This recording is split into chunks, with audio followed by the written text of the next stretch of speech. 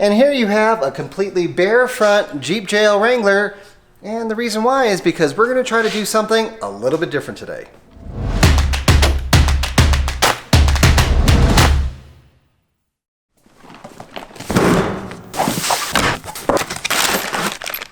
Hardware, brackets,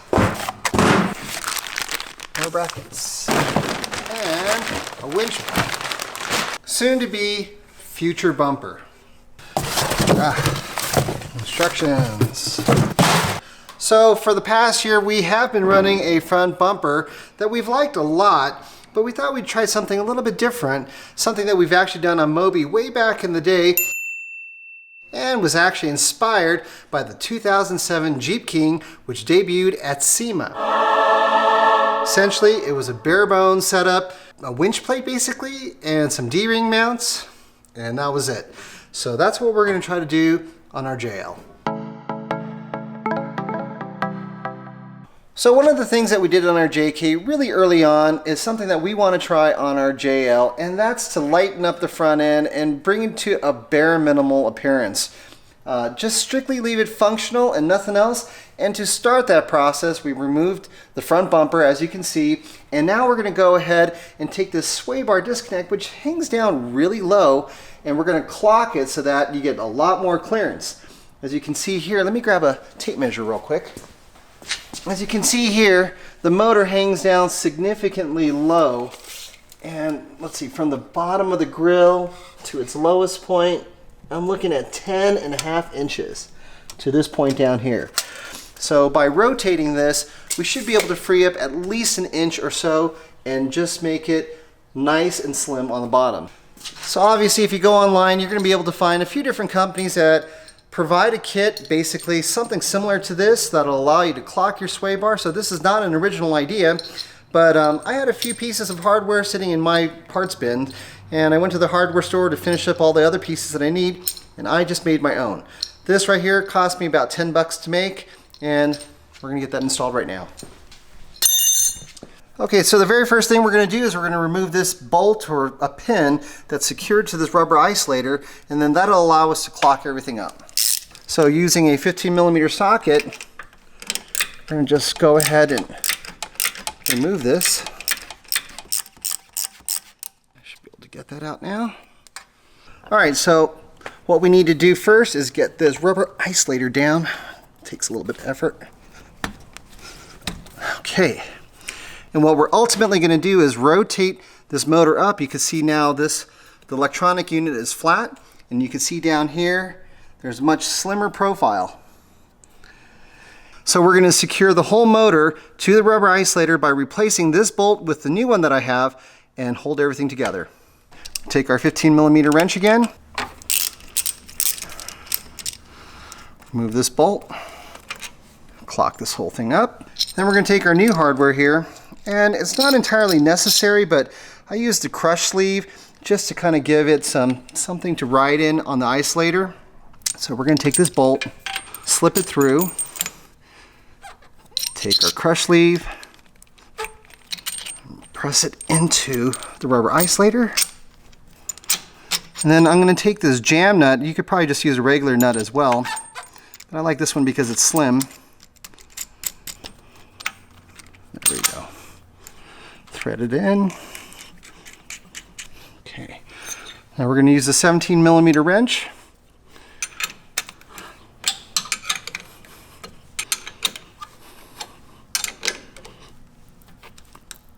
All right. Now you can see that this is significantly higher.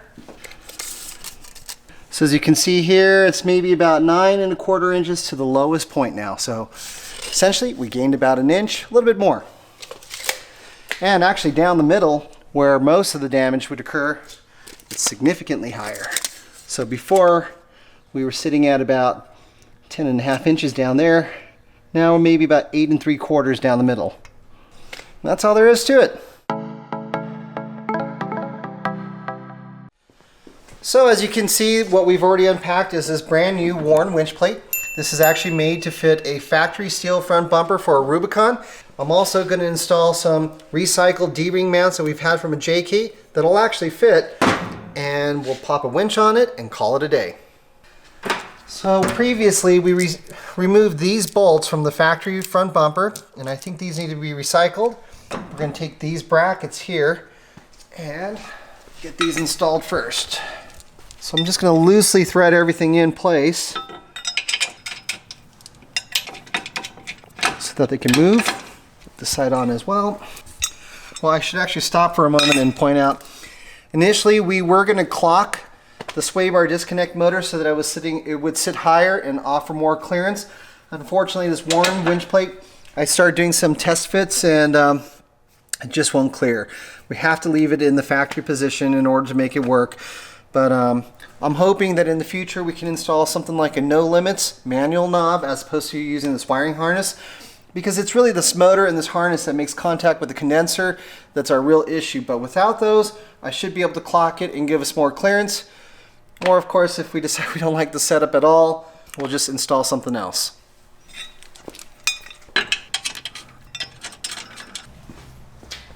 Alright, so, if I'm correct, these holes on the factory horns, you can see how they're all pretty large. If anything like the JK, one of them will need to be drilled out a bit.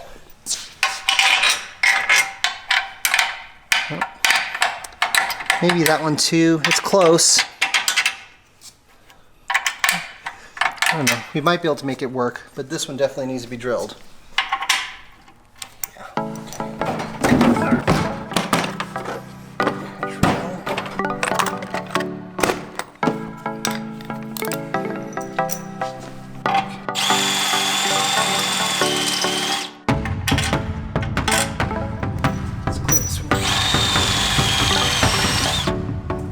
Alrighty, so now I'm going to need to gather all my hardware here.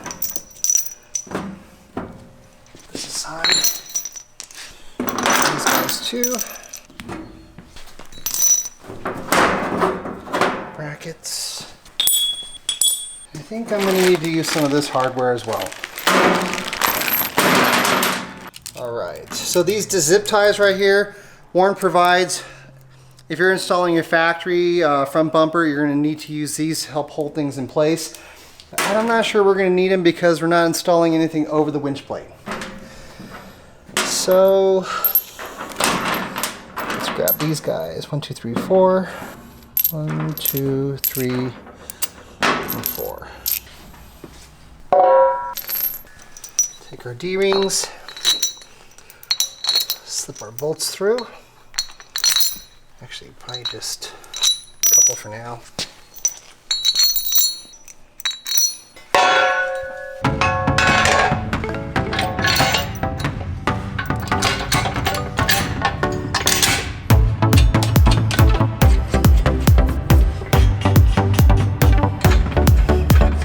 Okay, so now we can take these carriage bolts that Warren provides, slip them through.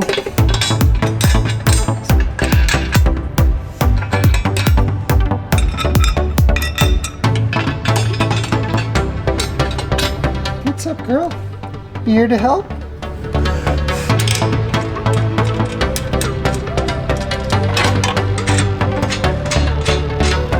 So Warren provided these additional spacers to help make up the difference between the bumper and the winch plate, but we're going to use them, of course, for these guys right here.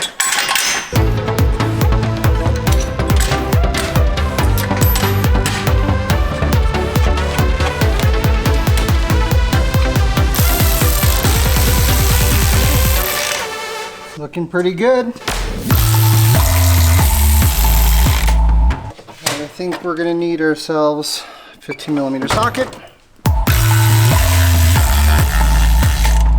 That looks pretty good. Of all the winch plates that you could buy for the Jeep JL Wrangler, the one made by Warren naturally looks like a bumper, at least the way they've created this front face plate with a port for the fair lead. As you can see, it already looks almost done. Alright, I'll go ahead and tighten up all the other bolts. I think we should be good to go.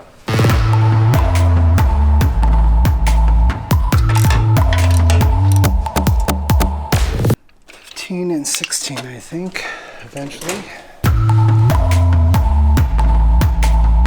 Now we'll take a 16mm to these last bolts.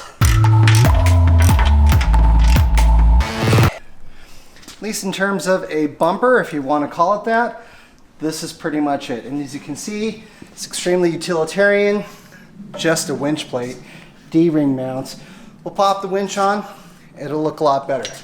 The nice thing about this is that our winch will now be able to sit in between the frame rails, so it'll give it a bigger opening for the grill. Nice compact look.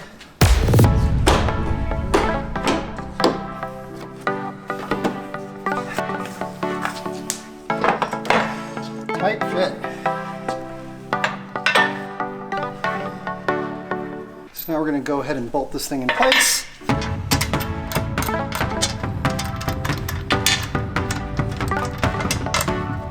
Using a 15mm socket, we're going to go ahead and tighten these down now.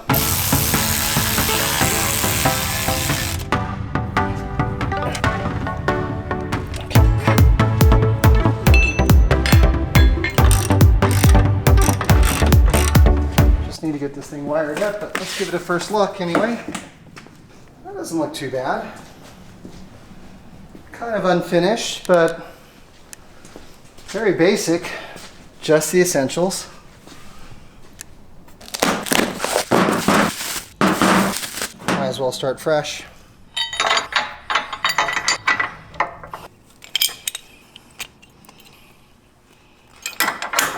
Just gotta give it some power.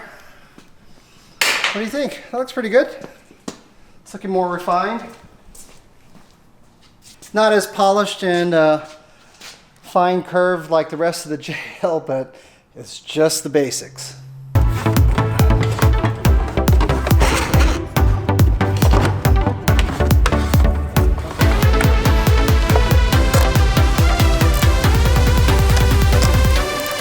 All right, I think we're done.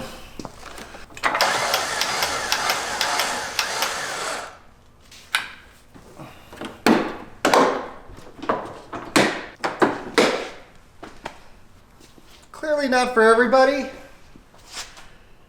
Not even 100% sure if it's for me. But it works. It's inexpensive.